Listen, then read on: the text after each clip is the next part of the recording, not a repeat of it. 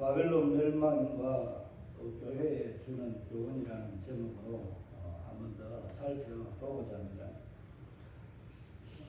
하나님은 마지막 때에 그러니까 이 세상 인류 멸망이라고 하는 주의 재림의 날에 일어날 일들 한 가지 분명한 사실을 말씀하고 있지만은 중간중간 하나님께서 그 마지막 때에 일어나는 모습과 같은 그런 용광로, 타작 이런 행위를 하나님은 가끔 하신다는 겁니다.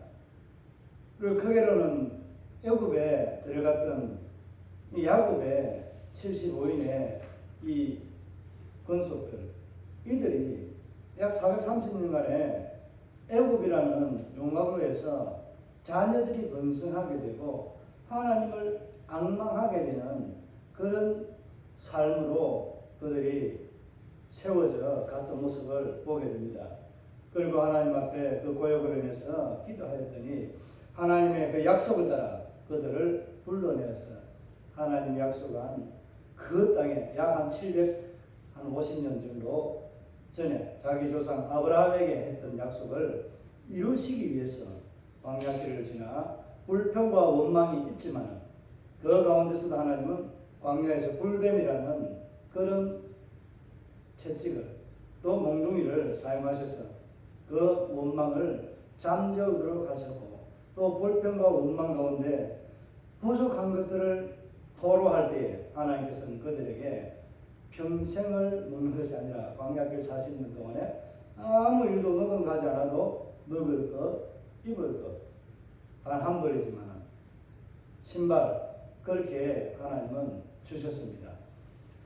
40년간 옷이 헤어지지 않고 신발이 닳지 않고 그들이 행할 수 있는 그 기적의 하나님을 보게 됩니다. 이렇게 하나님은 그들에게 잠잠히 또 은혜를 베풀기도 하지만은 그들이 가나안 땅에서 믿음으로 살아가겠다고 했던 그 삶의 길에서 하나님을 떠나버리고 이방 신들을 향해서 내가 가지지 못한 그런 상식적이지 않는 그런 이해하지 못한 것들에 대해서 경험하지 못한 것들에 대해서 그 남아있는 족속들에게 배우겠다라고 우상의 방법들을 따라서 하는 농사법을 따라가다 보니 하나님을 멀리하고 또 이방 국가들로 통해서 그들에게 올무가 되고 가시가 되고 또 채찍을 맞게 되는 고통을 압제를 받게 되는 그런 상황에 놓이게 되고 이것을 반복적으로 계속해서 행하던 시대가 사사시대라고 그렇게 말합니다.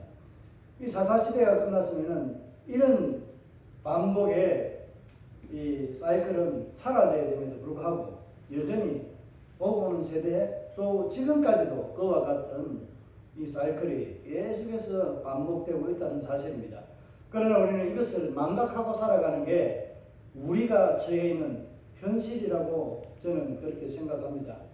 물론 그렇게 하지 않는 사람들도 있겠지만은 이게 주님 오실 때까지 계속해서 반복된다는 상황입니다. 이런 사실을 우리가 인지하고 살아간다면 하나님 앞에 나는 정말 의로운 자인가 아니면은 죄인인가? 죄인인데 하나님의 의를 덧입어서 의로운 자로 여김을 받고 살아가는 그런 불쌍한 존재인가? 이런 것들을 좀 생각하면은 우리는 남 앞에 다른 사람들 앞에 정죄하거나 어떻게 큰 소리 칠 이유가 별로 없을 겁니다. 그러나 우리는 사람의 이성을 가지고 있고 또 신앙이라고 하는 그런 맥락이 우리에게 주어져 있는 것을 활용합니다. 그래서 신앙과 우리의 삶에 있어서 어떤 것이 때로는 강하게 일어날 때도 있고 또 어떤 것이 또 약하게 줄어들어서 또 신앙이 북돋아날 때도 있고 또 우리의 의라고 하는 자기의 의라고 할 수 있는 인간의 욕망과 인간의 의지들이 더 강하게 나타날 때가 참 많이 있습니다. 이런 것들을 보면서 하나님께서 이걸 계속 지켜보면서 하나님은 어떻게 하셨다라고 볼 수 있습니까? 좀 전에 말씀드린 것처럼 하나님은 용광로라고 하는 이 도구를 사용해서 우리의 신앙을 담금질하고 걸러내기도 합니다. 타작을 하는 이 타작 행위는 어떤 행위가 있습니까? 알곡과 가라지를 구별해냅니다. 비슷합니다. 용광로도 그 뜨거운 온도로 인해서 불순물을 다 제거하고 순수한 것들만 남겨주는 그런 작업을 하는 게 용광로의 역할입니다. 하나님은 이것을 병행해서 오고 오는 세대에 해왔었고 또 다가올 세대에도 그와 같이 하나님은 반드시 종말에 가까운 그런 용광로 타작마당을 펼쳐서 하나님은 우리를 시험하시고 우리를 단련하시는 하나님이시라는 것을 우리가 오늘 이 본문에서 좀 생각하고자 합니다. 타작마당에 우리가 주특기라고 할까요? 타작마당에 타작의 목적은 뭐일까요? 타작하는 타작의 목적은 뭐일까요? 우리가 메타작 이런 거 말고요. 요즘에는 이제 타작하는 게 봄 이제 하고 가을에 보리 벼 추수할 때에 뭐 과일 이런 것들 내버려두고 뭐 기계가 너무 좋아가지고 쫙 들어가면은 그냥 가해부터 해가지고 쭉 들어가서 다 탈곡을 해서 이제 알곡을 모아들이고 쭉쭉이 날아가고 또 거기에 이제 볏짚과 같은 이런 것들은 뒤에 따로 내보내기도 합니다. 그러니까 다 분리해서 한 번에 끝나버립니다. 과거에는 저희 어릴 때만 해도 이게 덜에서 타작을 하든지 경운기 같은 이런 엔진이 하나 있습니다. 방아 이렇게 하는데 그 방아를 지을 수 있는 사람이 동네에 꼭 한두 사람은 꼭 있더라고요. 지게도 그 방아를 무게를 견딜 수 있는 그런 지게로 만듭니다. 그러니까 웬만한 사람은 아이들은 지게 하나만 줘도 일어서지 못할 만큼 지게가 무겁고 탄탄합니다. 그런 방아를 쥐고 덜에 가서 하고 이렇게 하기 때문에 덜에 가서 하는 거는 이제 조금 이제 그때는 많이 성행하지 않고 타작마당이라고 하는 성경에 자주 기록되어 있는 이 타작마당 다윗이 범죄하고 난 이후에 하나님 앞에 범죄를 회개하고 은혜를 입을 때 타작마당에 가서 제사를 드렸습니다. 그게 아라우나 타작마당이라고 하고 그곳에 하나님의 성전이 세워지고 또 그곳에 예수 그리스도의 십자가의 죽으심을 또 상징하는 그런 성지와 같은 그런 타작마당을 말하고 있습니다. 타작을 하기 위해서 마당을 넓게 공용으로 쓰는 장소가 있습니다.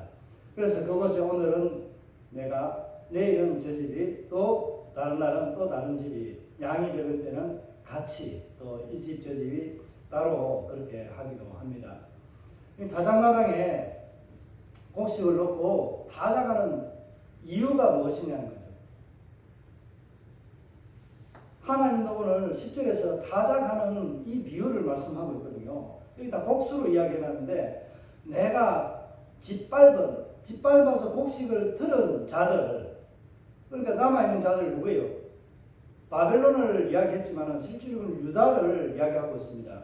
유다에 남아있는 자 내게 짓밟혀서 너희가 믿음으로 살아가는 깨끗한 알곡과 같은 존재들이여 그리고 나의 타작마당에 이렇게 표현하고 있는데 나의 타작마당에 탈곡에 하고 난 이후에 내가 추수하고 타작한 그 남아있는 자들 그들에게 알곡과 같은 자들에게 말하는 표현을 그렇게 말씀하고 있습니다. 그러니까 타작하는 목적은 우리가 이제 그 끝이라고 생각을 하는데 뭐 물론 한 과정을 보면 끝이기도 합니다. 그러나 이 타작을 하는 이유는 알곡과 가라지를 구별해서 버릴 것은 버리고 취할 것은 취하는 것입니다. 그래서 예수님이 알곡은 모아서 볶아내 드리고 죽정이는 불에 태우도록 하는 겁니다. 이스라엘 중동 있는 데는 타작마당이 어디에 있을까요? 평지에 있을까요? 아니면 저대 집 마당에 동네 어귀에 그냥 있을까요? 거의 대부분 타작마당은 산 위에 이 능선위에 위에 있습니다. 왜냐하면 바람이 그것이 좀 많이 불기 때문에 평지보다는 위에가 바람이 많이 붑니다. 그러니까 타작을 하고 난 이후에는 무슨 행위를 또 해야 돼요? 쭉정이를 걸어내기 위해서 우리가 체질이라고 하는 챙이질 이런 것들을 하기 때문에 이때에 알곡은 모아서 한쪽으로 들어오고 채 끝에서 바깥으로 날아가는 이런 것들은 다 날아가서 모이게 됩니다. 그러면 그것을 불태우거나 그렇게 내버리게 됩니다. 근데 이게 발전해서 이제 풍로라고 하는 이런 것들을 가지고 이제 이 사람이 돌려서 바람을 강제로 이용해서 이렇게 또 알곡과 가라지를 구분해 내기도 합니다. 제일 안 좋은 것들은 바로 뒤로 날아가지만은 또 여기서 혹시 조금 알이 완전히 들진 않았지만은 이것을 활용할 수 있는 닭이나 이런 모이를 줄 수 있는 그런 것들을 또 모으기도 합니다. 이제 이런 것들을 보면서 참 과거에 어릴 때 추수하던 그런 때가 생각이 나곤 합니다. 이게 지금은 참 너무 힘들고 어려웠는데 그때는 이런 기술이 없었기 때문에 기계가 없었기 때문에 사람이 노동으로 다 하게 된 시절이 있었는데 어찌 보면 그때가 참 재미있었다라는 생각이 듭니다. 그래서 일하다가 혹시 일하다가 잠을 먹을 때면 이웃집에 있는 사람들을 소리해서 와서 좀 먹으라고 이야기를 하고 그렇게 초청하는 이런 장면들 요즘에는 뭐 지나가도 잘 안 부르는 그런 사람이 뭐 인심이 강팍해졌다고 할까요? 그만큼 개인주의적으로 많이 돌아서 있는 모습을 보기 때문에 그런 생각을 해보았습니다. 타작의 목적은 무엇이라고 했어요? 알곡과 가라지를 구별하기 위해서 그 구별된 것을 가지고 버릴 건 버리고 또 취할 것은 취하신다는 거예요. 하나님이 오늘 이렇게 타작을 하게 되는 이유들에 대해서 말씀하면서 우리에게 이런 이 시대에 교회에 이 메시지를 던졌다라고 저는 그렇게 생각을 합니다.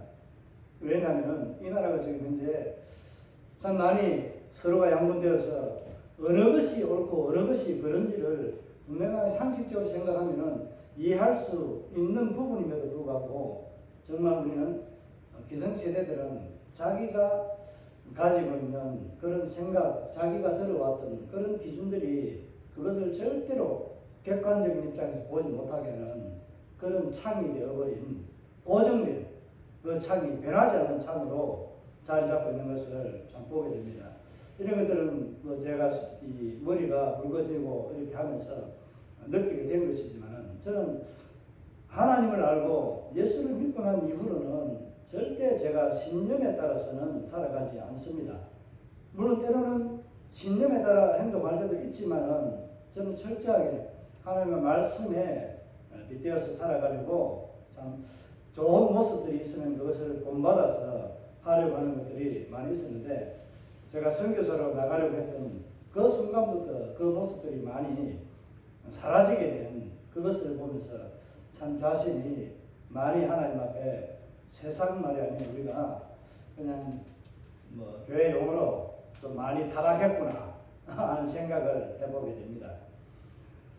여러분 이런 생각이 들 때는 알곡과 가라지를 모으고 버리는 것처럼 좀 우리도 하나님 앞에 겸비해서 새롭게 그 자리에 서려고 노력하는 것이 참 필요하다는 것들을 생각합니다.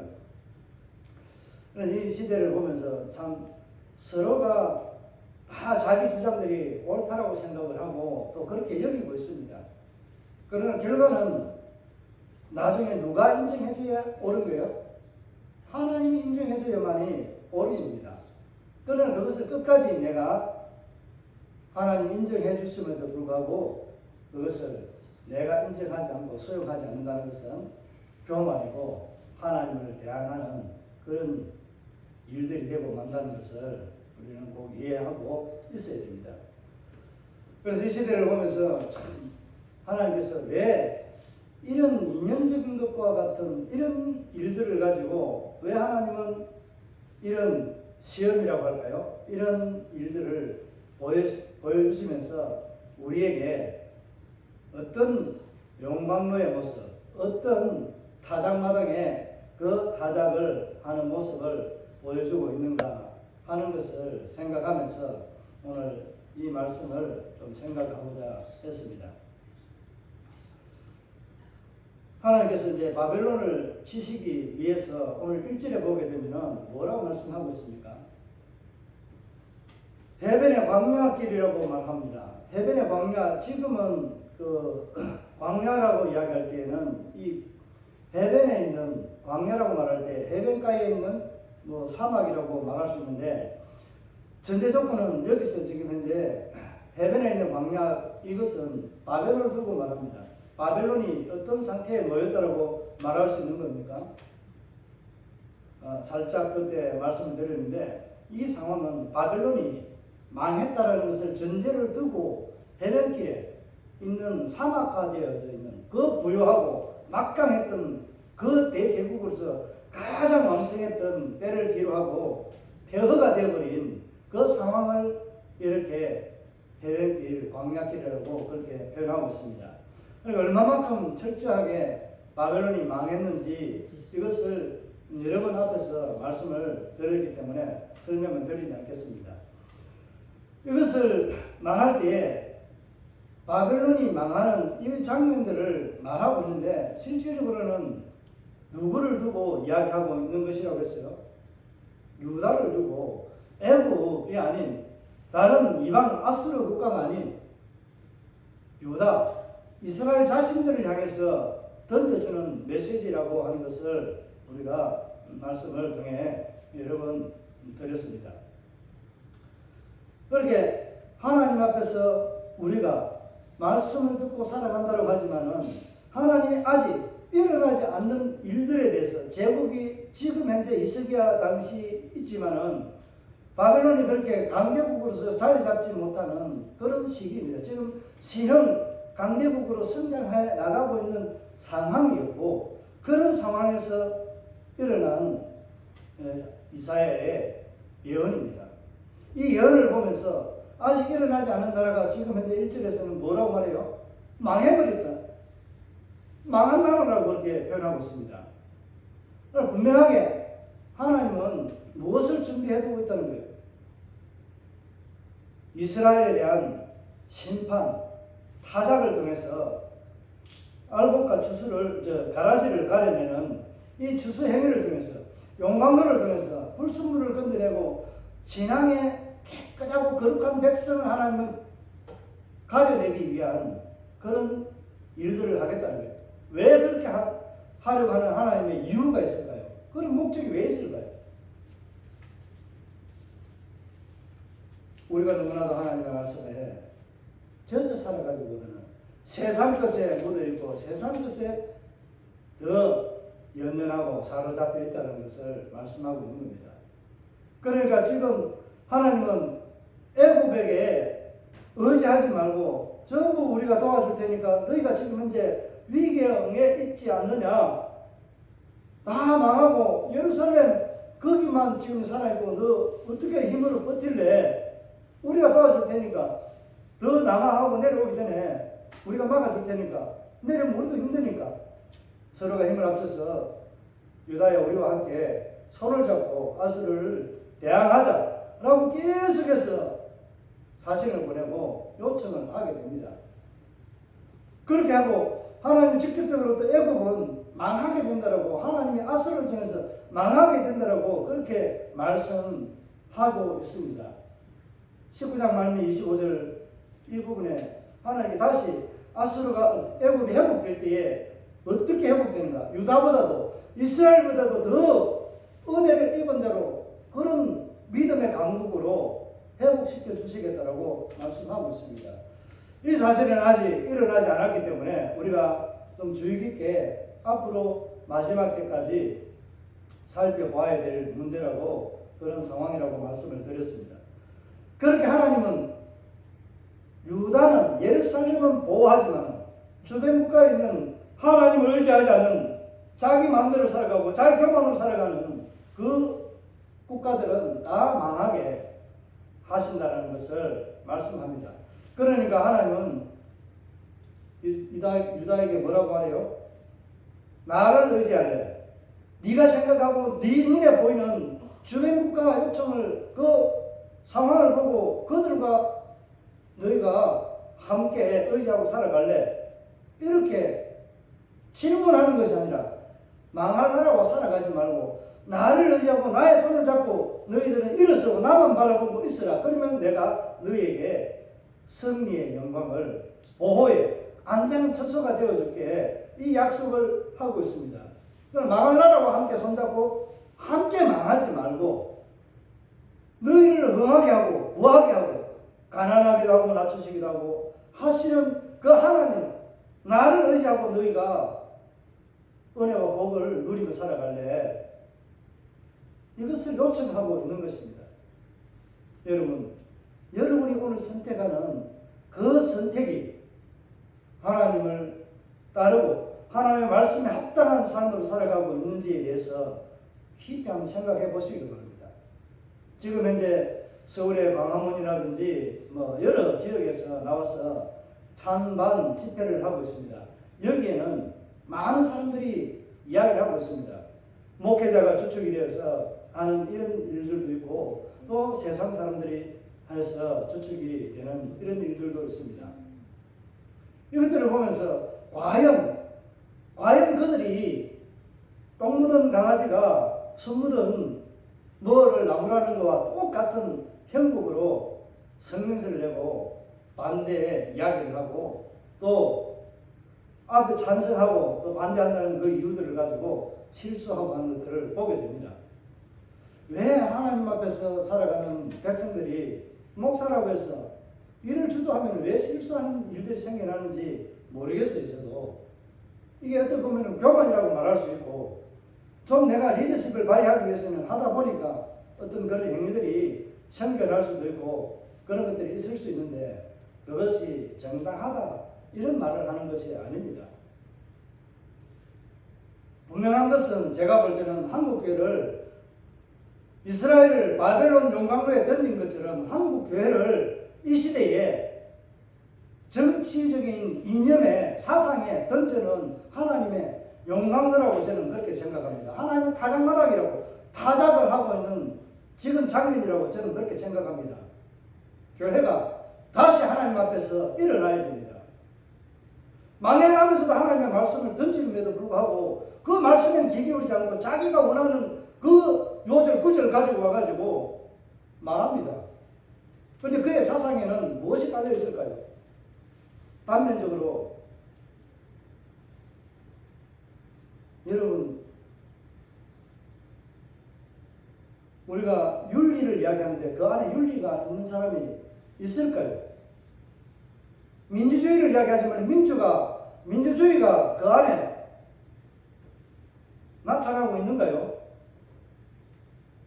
없습니다. 붕어빵 안에 붕어가 없고 붕어빵 안에 붕어 있어요? 있으면 제가 보상해 드리겠습니다.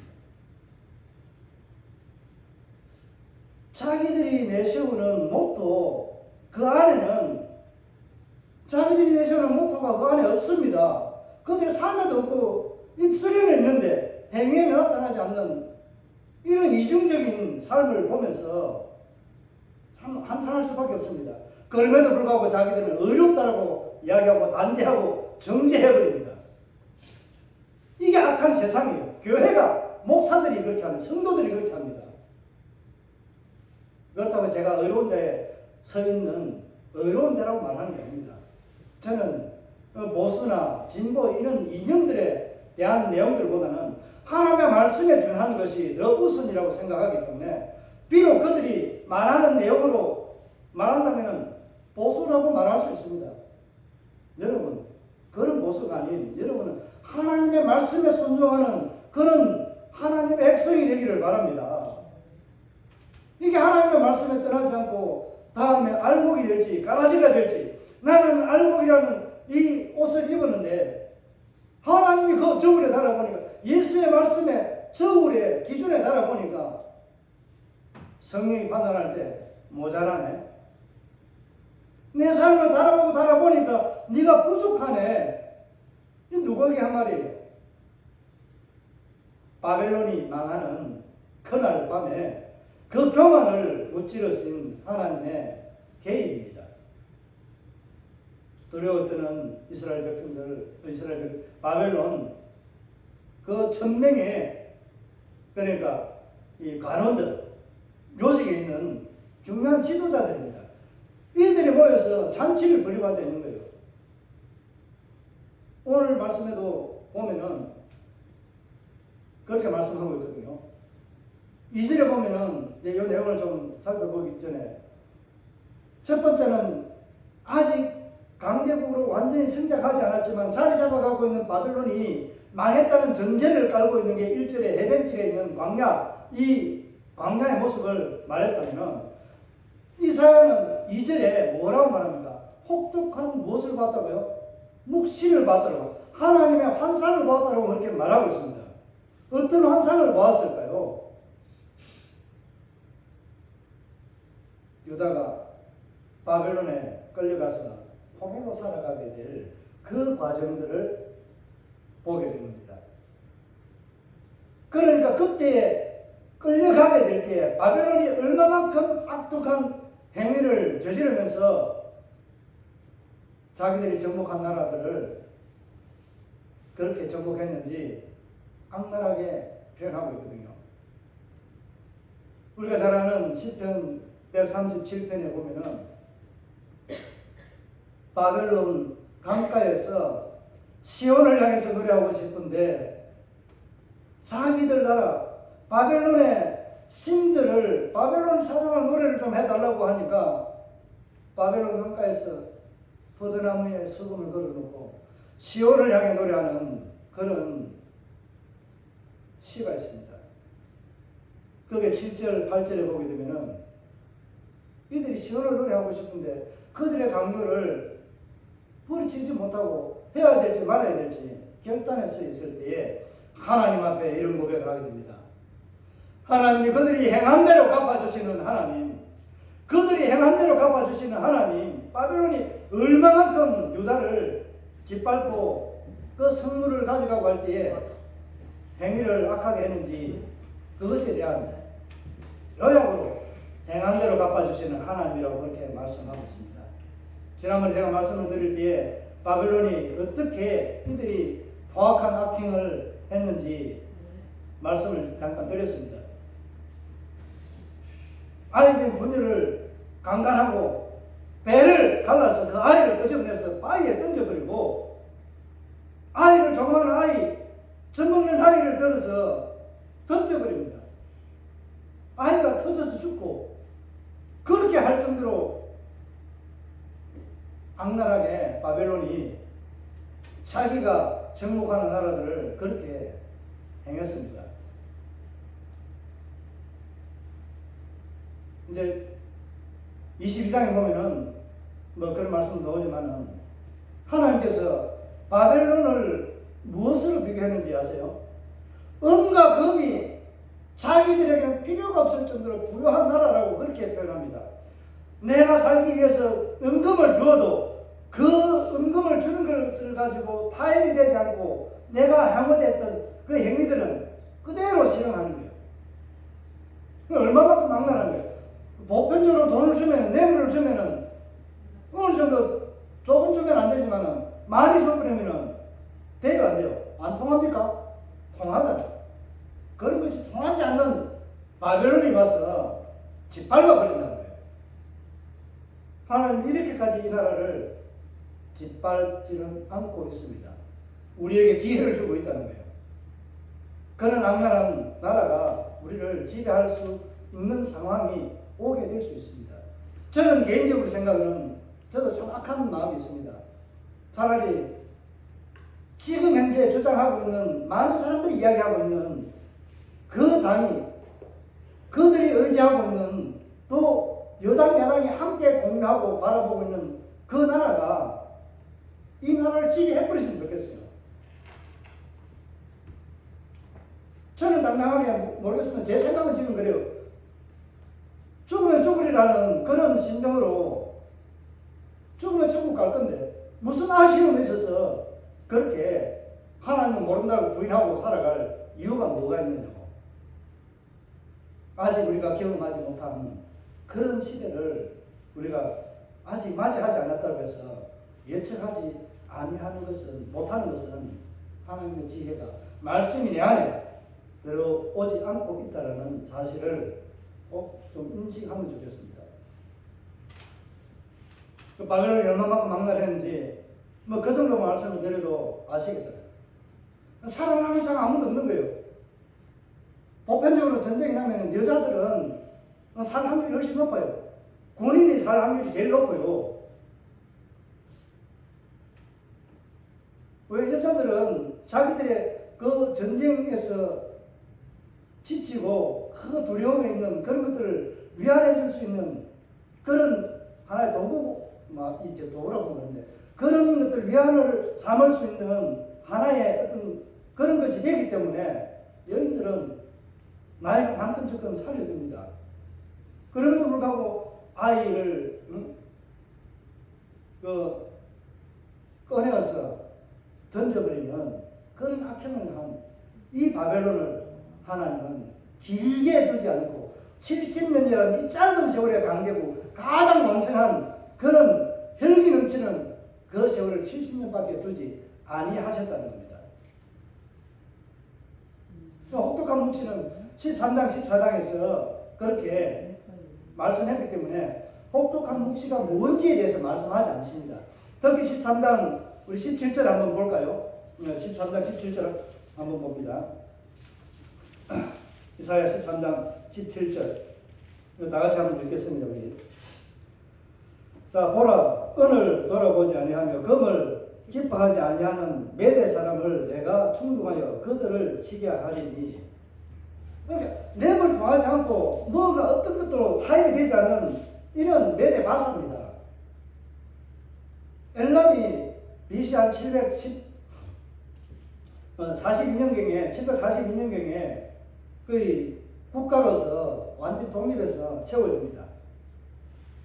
북이스라엘 망하기 훨씬 전이잖아요. 20년 전이잖아요. 남유다가 망하기 훨씬 전이잖아요.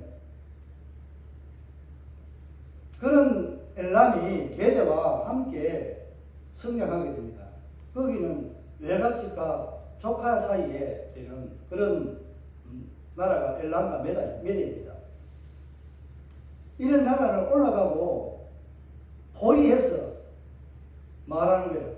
바벨론을 짓밟으려고 합니다. 그런데 하나님은 그렇게 짓밟는데 똑같은 방법으로 바벨론을 짓밟아버립니다. 그렇게 되니까 그 철옹성 같은 그 성, 이격으로 쌓여져 있던 그 성읍이 어떻게 됐다고요? 해변에 있는 광야같이 사막같이 무너지고 말았다는 겁니다. 하나님은 심은 대로 거두기도 하지만은 내가 행한 대로 베푸시는 하나님. 여러분 하나님 앞에 여러분이 믿음으로 살고 한 행위를 따라서 하나님은 그대로 갚아주시는 하나님이시라는 것을 꼭 기억하시길 바랍니다. 하나님 우리에게 상을 줄 때는 내가 일을 행했다면 하나님은 일이 아닌 그거보다도 훨씬 많은 때로는 30배, 60배, 100배가 되는 그런 은혜로 우리에게 갚아주시는 하나님이라는 겁니다. 여러분 내 적은 것 하나님 앞에 드리는 삶, 말씀 앞에 하나님 앞에 드리시기를 바랍니다. 이 말씀을 다시 한번 제가 생각하면서 꼭 주일에 한번 전하고 싶은 것은 이 메시지를 들어야 할 사람들도 있기 때문에 그렇습니다. 오늘 말씀을 보면서 타작하는 이유가 무엇인지, 오늘 교회를 왜 이 시대에 하나님의 말씀에 바로 써야 될 이 시대에 교회가 사명을 감당하지 못하는 거예요. 제사장으로서의 사명도 감당하지 못하고 이 시대의 선지자로서도 감당을 하지 못하는 이 교회를 보면서 하나님은 이런 현 시대에 나타나고 있는 이 나라의 이 모습을 만들어 가신 것 아닌가라고 생각을 합니다. 지금 현재 이 전국이 하나님의 영광로 안에 있다고 보시면 됩니다. 누가 하나님의 영광로 안에서 녹아내리고 불순물로 튀어나가지 아니하고 남아있을 존재가 될지 여러분 자신을 한번 평가해 보시길 바랍니다. 바벨론이 멸망한다는 이 과정을 보면서 하나님은 바벨론이 악을 저지르며 세계 최악의 그런 행위를 정복하며 강대국이 되었다면 망할 때도 똑같이 그와 같이 망하는 상황을 보면서 교회가 가져야 될 교훈은 하나님의 영광로를 바라봐야 되고 하나님이 행하시는 타작마당에 놓여있는 저와 여러분의 모습을 보아야 된다고 생각을 합니다. 그래서 여러분은 알곡인지 죽정인지 정말 하나님이 기뻐하실 그런 충실한 알곡이 되어 있는지 그냥 알곡이 아니라 하나님의 말씀을 내가 죽을 때까지도 그 말씀을 계속해서 거부하지 않고 듣는 귀가 열려 있기를 주의 이름으로 축복합니다.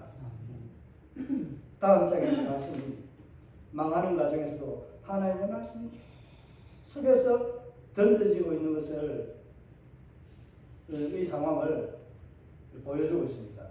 이 시대에 저와 여러분에게 주님 오실 때까지 말씀을 던져주시는 하나님, 성경에 기록되어 있는 이 하나님의 말씀이 우리에게 던져지고 있고 또 목회자나 선지자라고 하는 기도하는 사람을 통해서 우리에게 말씀을 던져주고 있다는 이 사실을 꼭 기억하시기 바랍니다. 어느 편에서 던져주는가?